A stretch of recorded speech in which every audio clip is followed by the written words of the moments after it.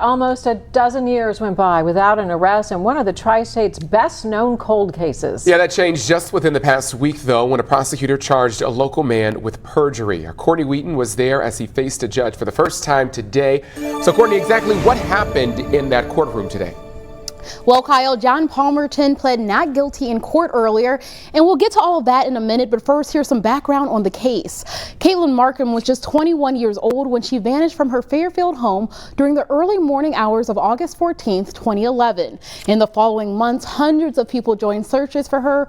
More than a year and a half will go by before Katelyn's remains turned up in a garbage bag about 30 miles from Fairfield in the woods in Cedar Grove, Indiana.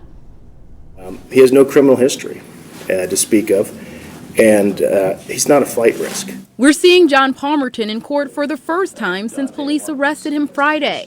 Butler County prosecutor Michael Mosier charged him with one count of perjury. In this now unsealed indictment from October, he's accused of lying under oath in April of last year when questioned about Katelyn Markham's unsolved murder case. There is more to follow with respect to the development of the meaning of the words in the indictment. That can't be done today, and it is not something I can disclose to you today. According to the host of the podcast Gone at 21, private investigator J.R. Green interviewed Palmerton twice in 2015. He says Palmerton was good friends with Katelyn Markham's fiance at the time, John Carter. At the urging of Katelyn's dad and sister, Green has been following this case for years. John Palmerton doesn't belong in prison. So if I were him, I would be talking to the investigators and trying to get a deal cut and go ahead and tell us what he knows about the case. Last week, detectives searched the homes where Carter and Palmerton lived when Katelyn disappeared, and they collected evidence. It's not like McDonald's where you get fast food and the results the same day.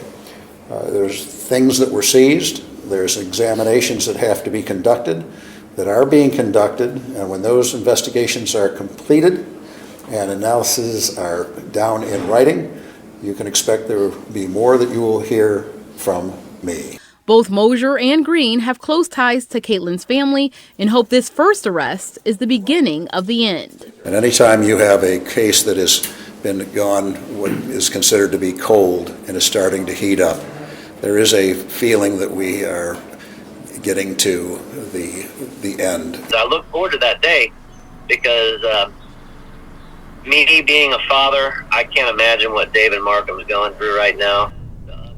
So, Courtney, obviously a lot of moving parts with this investigation that's been going on for, you said, what, 12 years? 12 years, a decade. Can you imagine that family Oh just my dealing gosh, with you that can for that imagine long? what they're feeling today. So the big question, a lot of people probably wondering, what is next? Very good question. Palmerton's bond was set at $50,000. I think he posted bail. I'm going to check on that. Okay. And the next court date is on March 31st. Now, it's not just family and investigators that care about this. The community is truly invested. I actually just got on a podcast and they were talking about all the articles, sharing tips to this day. So people really want closure for that family. Yeah, do we know what put this person on their radar?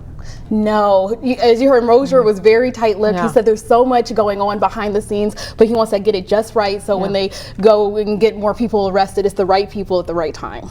All right, Courtney, thank you so much.